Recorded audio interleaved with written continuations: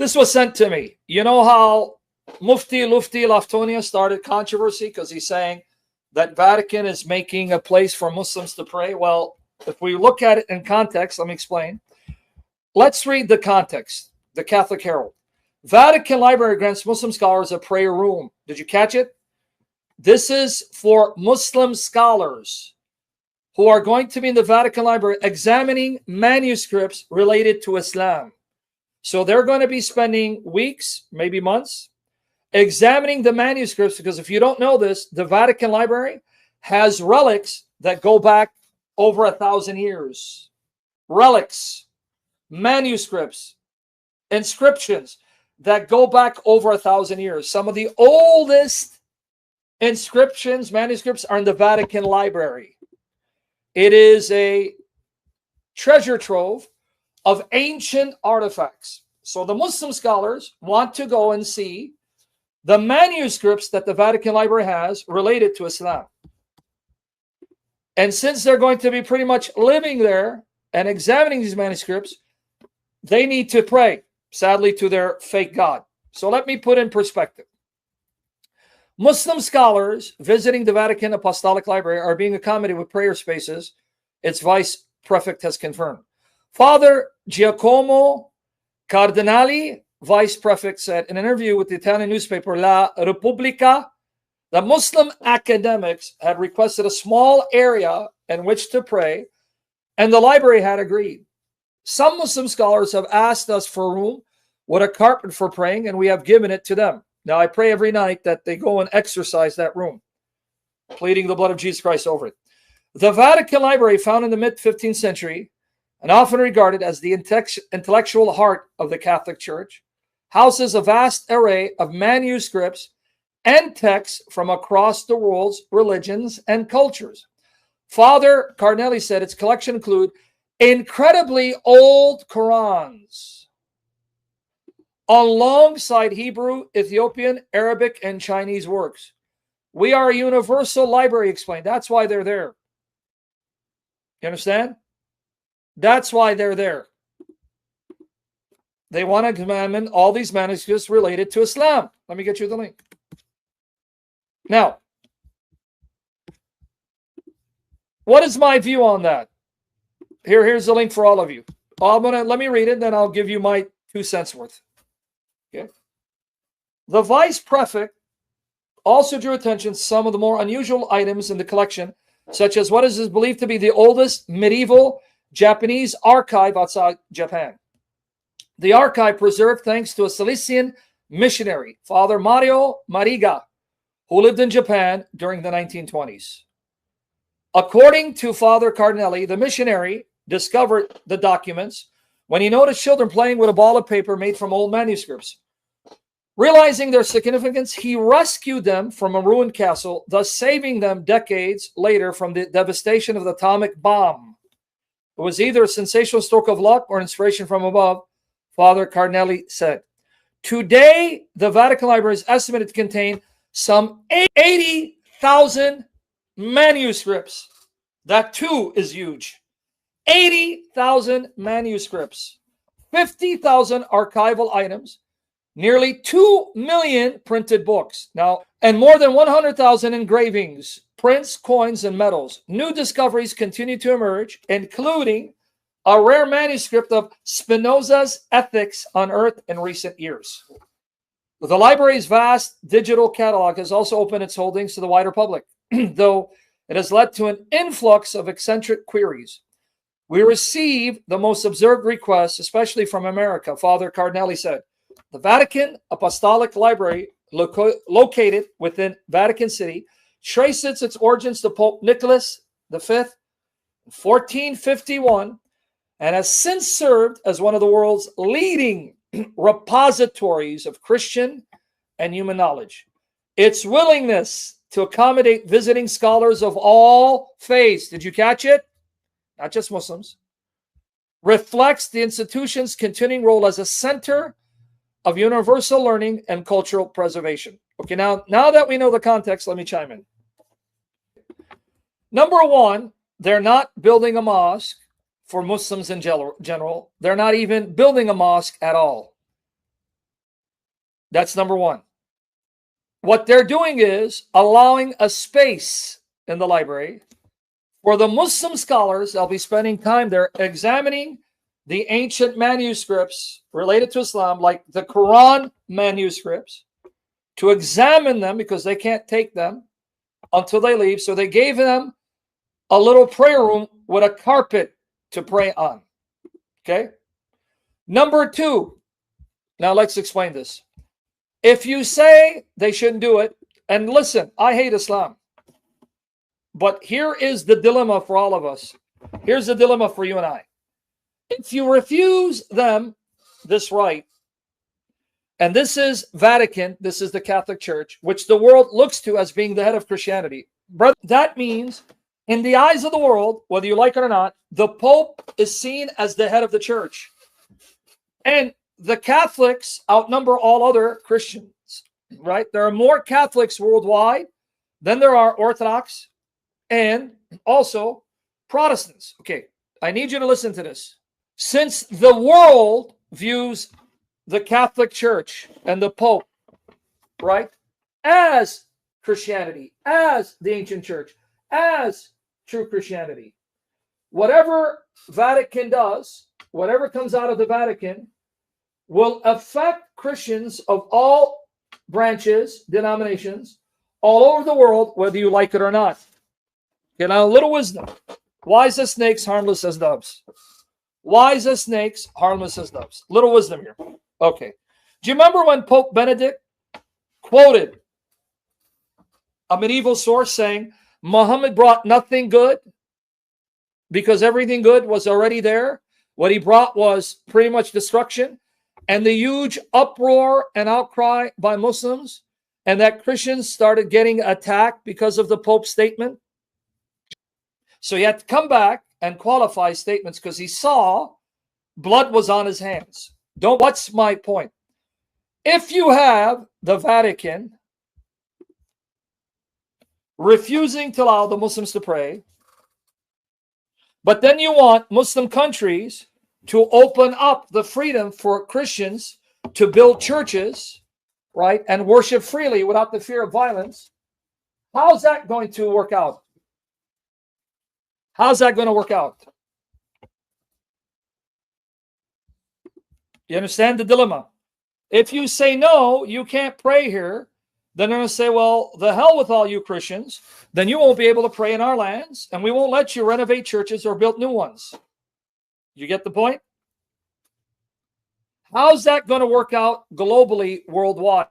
And I'm not trying to Pope-splain. I'm trying to see the logic of it. If you say no to them, then they're going to say no to you. And then what this is going to do is justify their continued persecution, murder of Christians, and the destruction of churches, as they're doing in Nigeria. You understand? So the Catholic Church and the Pope are in a situation, damn if you do, damn if you don't. Right? Damn if you do, damn if you don't. You with me there? Are you understanding it?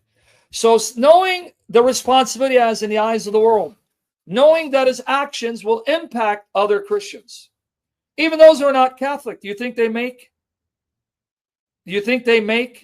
a distinction that, oh, well, you're not Catholic?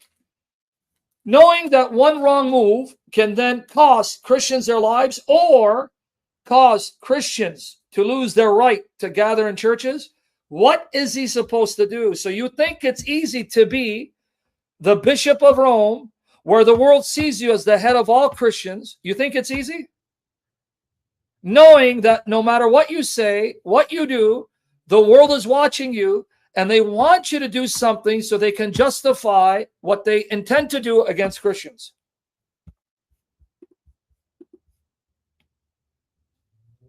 Yep, Astrid, you understand? Because I am stupid and rash, I would have told the Muslim scholars, go to hell. You ain't going to pray here. Because I'm too stupid. I'm not bright. That's why I'm not a leader. Because I would react in emotion, not understanding my actions will affect Christians. So guys, what do you want him to do? What do you want the Vatican to do? What do you want the Vatican to do? All right, now, Acts 17:16 to 32, 31. Acts 17:16 to 31. You ready? Let's unpack this.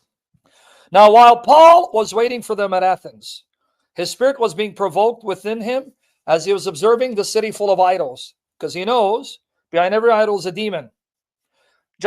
So he was reasoning in the synagogue with the Jews and the God-fearing Gentiles in the marketplace every day with those who happened to be present. And also some of the Epicurean and Stoic philosophers were conversing with him. Some were saying, what would this idle babbler wish to say? Others, he seems to be a proclaimer of strange deities. He's introducing us to foreign gods. Well, they would have known from the Jews that the Jews had their God, so they wouldn't have been surprised if he's proclaiming the God of Israel, right? But if he was proclaiming that Jesus is God, that would have taken them aback.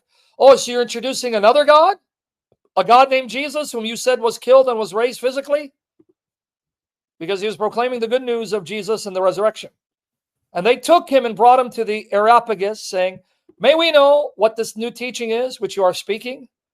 For you are bringing some strange things to our ears, so we want to know what these things mean. Now, all the Athenians and the strangers visiting there used to spend their time in nothing other than telling or hearing something newer, just gossiping. So Paul stood in the midst of the Areopagus and said, men of Athens, I observe that you are very religious in all respects. Notice he didn't start out with condemnation. You are idolaters, you are pagans, your gods are demons, your God is Satan. No, I see that you're religious because God has written in your heart the desire to worship, and he's written his law in your heart so you can seek him and worship the true God. But instead, that desire was manipulated by your sinful, corrupt flesh and Satan to worship others besides the true God. Here, 23.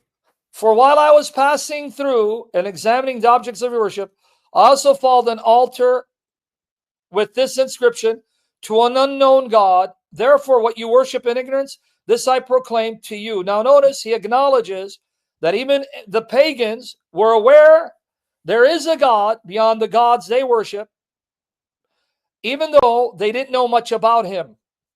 And he acknowledges they are worshiping this God, but they don't know how to worship him properly because they don't know his nature fully and perfectly. Right? Now, what does Paul say up until the point they received the message? The God who made the world, so he sent me, so you can now know him and not be ignorant. And all things in it, since he is Lord of heaven and earth, does not dwell in temples made with hands, nor is he served by human hands as though he needed anything.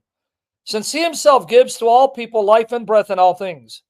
He made from one man, all of you from one blood, every nation of mankind, inhabit all the face of the earth, having determined their appointed times and the boundaries of their habitation. He determined where you would live and when, for one purpose only, not to get rich or famous. Why did God appoint me to be born 72 in Kuwait and then come to America? For one purpose only. You are born the time you were born and the place you were born for one purpose only, that you would seek God. In other words, when you ask me, what happens to those who don't hear? God has not placed people in situations so that they remain ignorant. And the proof that he makes his existence known, how? Through creation, the complexity of creation, causing you to ask the question, where did this come from? And when your heart convicts you when you do something wrong, even though you don't have the written law, the proof that God has made himself known to the world, how would the Athenians know there's a God out there and have an altar to honor him, to appease him, if God hadn't convicted them in order to realize there's a God beyond your gods, seek me. The fact that they have an altar to an unknown God demonstrates the truth of what Paul said. You may not know him as he is, but you know he's there. Otherwise, you wouldn't have an altar to him. Why? Because God puts you in such a situation so that you would realize there's a power beyond this that brought this into being. And when you cry out for him, he will make himself known. See?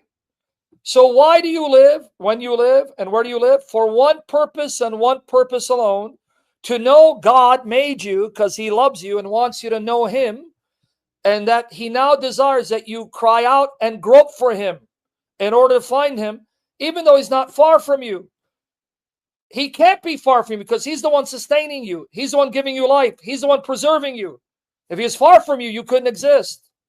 You understand? Do you understand the logic of Paul right here?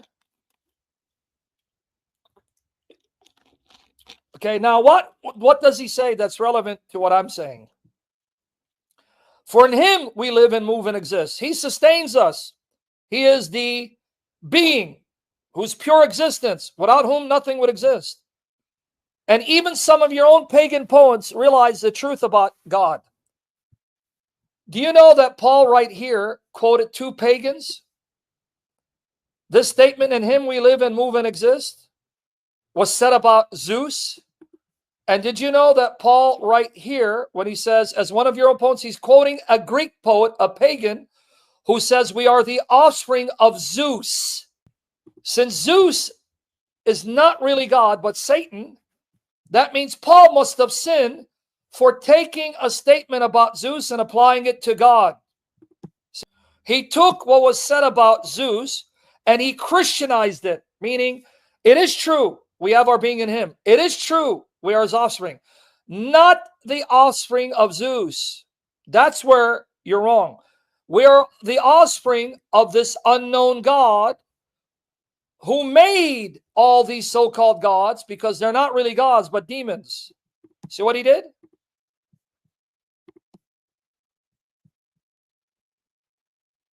So when we continue, being then the offspring of God, we ought not to suppose that the divine nature is like gold or silver or stone. God's nature is incomparable. It's unlike anything in creation. Image formed by the craft and thought of man. You can't imagine the nature of God. There's nothing comparable to it. Now here's the key. Therefore, having overlooked the times of ignorance. You see? Up until this time, God knew your situation, your circumstances, your state. And therefore, God will only hold you accountable for the light you have been given. But if you don't know any better, he won't hold you accountable for what you do not know. That's why this ignorance of God, he was patient and had mercy with you and tolerated your ways. Right there, I didn't write it, Paul wrote it. Because he has a fixed day in which he will judge the world in righteousness through a man whom he determined, having furnished proof to all by raising him from the dead. Now, we understand what he's saying. When do you become accountable? When the revelation has been given to you in a clear, undiluted manner. Hence, vincible versus invincible ignorance. Right there.